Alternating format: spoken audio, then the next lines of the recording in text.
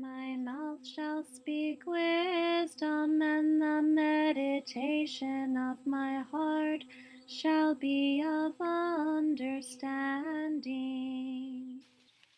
When the Israelites forgot God and no longer kept his law, God allowed them to be conquered by the Babylonians. Some young men were taken to live in Babylon as servants of King Nebuchadnezzar. This story tells about how these holy youths were faithful to God, and he was faithful to them. The reading is from the book of Daniel. In his 18th year, King Nebuchadnezzar made a golden image. Its height was 60 cubits and its width 6 cubits, and he set it up in the plain of Dura in the province of Babylon. Then Nebuchadnezzar sent to gather together the high officials to come to the dedication of the image King Nebuchadnezzar set up. Then the herald cried out in a loud voice, "To you it is commanded, O peoples and tribes and languages, that in what hour you hear the sound of the trumpet, you shall fall down and worship the golden image King Nebuchadnezzar set up. But whoever does not fall down and worship shall be cast into the burning, fiery furnace." So at that time, when all the people heard the sound of the trumpet, all the peoples, tribes, and languages fell down and worshipped the golden image King Nebuchadnezzar set up. Then Chaldean men came forward and brought charges against the Jews, and said to King Nebuchadnezzar, "O king, live forever.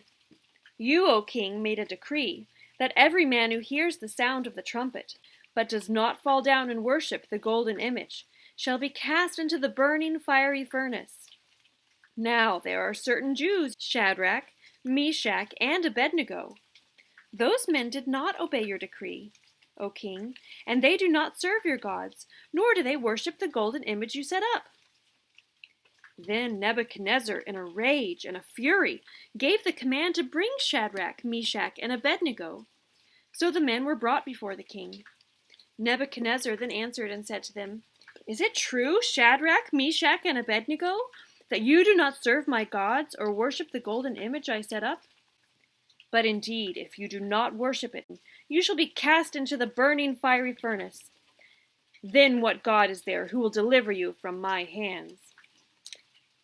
Shadrach, Meshach, and Abednego answered and said to King Nebuchadnezzar, "We have no need to answer you in regard to this thing, for there is a God in the heavens whom we serve, and he is able to save us from the burning fiery furnace, and he will deliver us from your hands, O king. But if not, let it be known to you, O king, that we will not serve your gods, nor worship the golden image you set up." Then Nebuchadnezzar was full of anger, so he commanded them to heat the furnace 7 times more, until it burned to its fullest. Then he commanded certain very strong men to bind Shadrach, Meshach, and Abednego, and to cast them into the burning fiery furnace. But they walked about in the midst of the flame, singing to God and praising the Lord. Then Azariah stood and prayed thus, and opened his mouth in the midst of the fire, and said, "Blessed are you, and praiseworthy, O Lord, the God of our fathers, and praised and glorified is your name unto the ages." Then the three, as if with one mouth, sang, glorified and blessed God in the furnace, saying, "Blessed are you, O Lord, God of our fathers, for you are praiseworthy and exalted beyond measure unto the ages.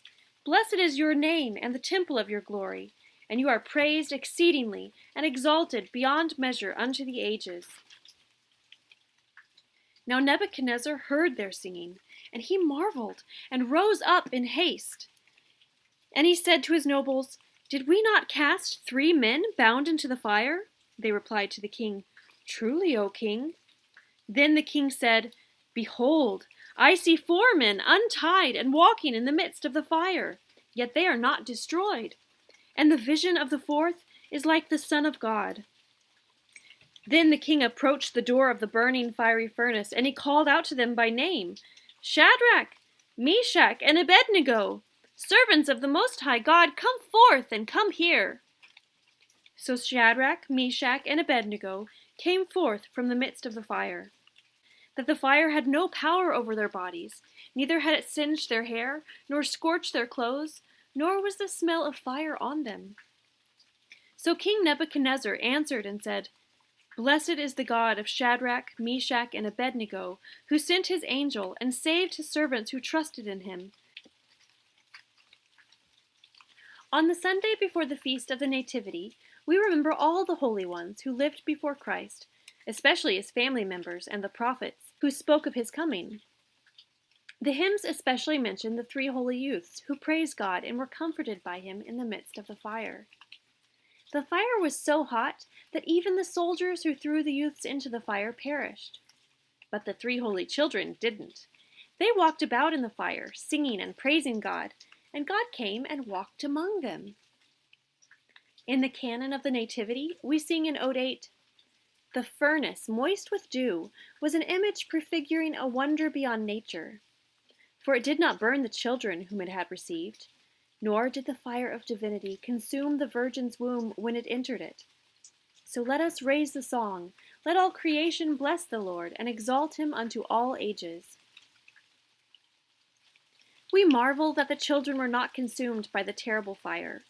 Even more, we marvel that Christ entered into the world, first into the womb of the Theotokos, like a divine and powerful fire. Yet Christ's presence didn't burn her, and it didn't cause us all to die. Instead, he brings us comfort and peace as he walks among us. God is faithful to come to us, so let us also raise a song as we look forward to Christ's birth. Let all creation bless the Lord and exalt him unto all the ages.